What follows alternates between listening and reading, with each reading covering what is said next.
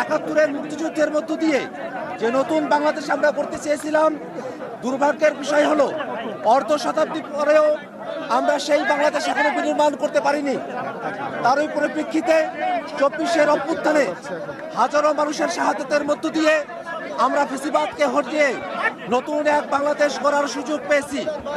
নতুন এক বাংলাদেশে মুক্তিযুদ্ধের সাম্য, মানবিক মর্যাদা এবং সামাজিক সুবিচারের বাংলাদেশ প্রতিষ্ঠিত হবে, এটাই আমাদের প্রত্যাশা।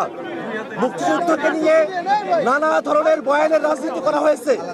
মুক্তিযুদ্ধ যে দেশের সাধারণ মানুষের যুদ্ধ ছিল, একটা গণযুদ্ধ ছিল, সেইটাকে একটা দলীয় যুদ্ধ হিসেবে বাংলাদেশের মানুষের কাছে কুক্ষিগত করে রাখবার একটা ইতিহাস তৈরি করা হয়েছিল।